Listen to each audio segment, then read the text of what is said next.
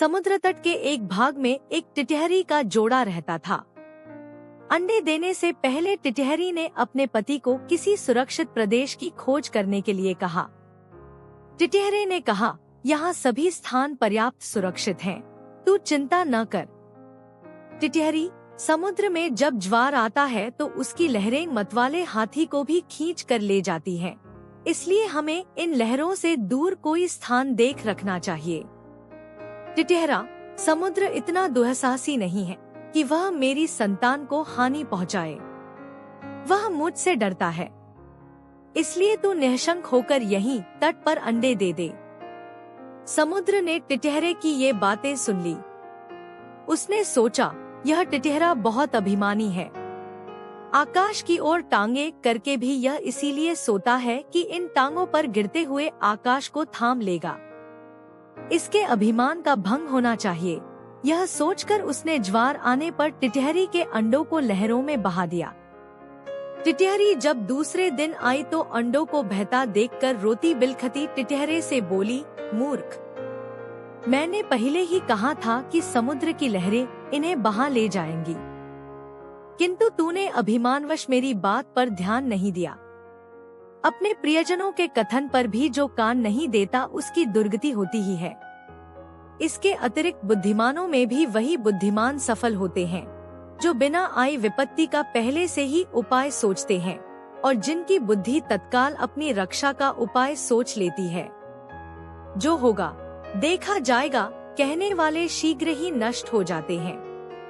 यह बात सुनकर टिटहरे ने टिटहरी से कहा, मैं यद भविष्य जैसा मूर्ख और निष्कर्म नहीं हूँ। मेरी बुद्धि का चमत्कार देखती जा। मैं अभी अपनी चोंच से पानी बाहर निकालकर समुद्र को सुखा देता हूँ। टिटहरी, समुद्र के साथ तेरा वैर तुझे शोभा नहीं देता। इस पर क्रोध करने से क्या लाभ? अपनी शक्ति देखकर हमें किसी से बैर करना चाहिए, नहीं तो आग में जलने वाले पतंगे जैसी गति होगी। टिटहरा फिर भी अपनी चोंचों से समुद्र को सुखा डालने की डीगे मारता रहा। तब टिटहरी ने फिर उसे मना करते हुए कहा कि जिस समुद्र को गंगा यमुना जैसी सैकड़ों नदियां निरंतर पानी से भर रही हैं, उसे तू अपने बूंद भर उठाने वाली चोंचों से कैसे खाली कर देगा? टिटहरा तब भी अपने हठ पर तुला रहा। तब टिटहरी ने कहा, यदि तूने समुद्र को सुखाने का हठ ही कर लिया है तो अन्य पक्षियों की भी सलाह लेकर काम कर।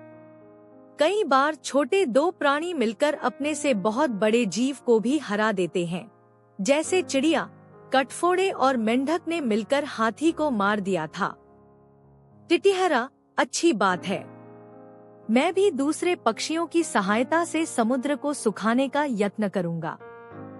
यह कहकर उसने बगुले, सारस, मोर आदि अनेक पक्षियों को बुलाकर अपनी दुहकथा सुनाई।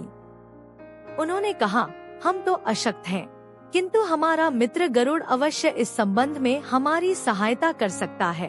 तब सब पक्षी मिलकर गरुड़ के पास जाकर रोने और चिल्लाने लगे, गरुड़ महाराज, आपके रहते हमारे पक्षीकुल पर समुद्र ने यह अत्याचार कर दिया। हम इसका बदला चाहते हैं। आज उसने टिटहरी के अंडे नष्ट किए हैं, कल वह दूसरे पक्षियों के अंडों को बहा ले जाएगा। इस अत्याचार की रोकथाम होनी चाहिए, अन्यथा संपूर्ण पक्षीकुल नष्ट हो जाएगा। गरुड़ ने पक्षियों का रोना सुनकर उनकी सहायता करने का निश्चय किया। उसी समय उसके पास भगवान विष्णु का दूत आया। उस दूत द्वारा भगवान विष्णु ने उसे सवारी के लिए बुलाया था। गरुड़ ने दूत से क्रोधपूर्वक कहा कि वह विष्णु भगवान को कह दे कि वह दूसरी सवारी का प्रबंध कर ले। दूत ने गरुड़ के क्रोध का कारण पूछा तो गरुड़ ने समुद्र के अत्याचार की कथा सुनाई। दूत के मुख से गरुड़ के क्रोध की कहानी सुनकर भगवान विष्णु स्वयं गरुड़ के घर गए। वहां पहुंचने पर गरुड़ ने प्रणाम पूर्वक विनम्र शब्दों में कहा, भगवान, आपके आश्रम का अभिमान करके समुद्र ने मेरे साथी पक्षियों के अंडों का अपहरण कर लिया है। इस तरह मुझे भी अपमानित किया है। मैं समुद्र से इस अपमान का बदला लेना चाहता हूँ। भगवान विष्णु बोले, गरुड़, तुम्हारा क्रोध युक्तियुक्त है। समुद्र को ऐसा काम नहीं करना चाहिए था। चलो, मैं अभी समुद्र से उन अंडों को वापस लेकर टिटहरी को दिलवा देता हूँ। उसके बाद हमें अमरावती जाना है। तब भगवान ने अपने धनुष पर आग्नेय बाण को चढ़ाकर समुद्र से कहा, दुष्ट, अभी उन सब अंडों को वापस दे दे, नहीं तो तुझे क्षण भर में सुखा दूंगा। भगवान विष्णु के भय से समुद्र ने उसी क्षण अंडे वापस दे दिए।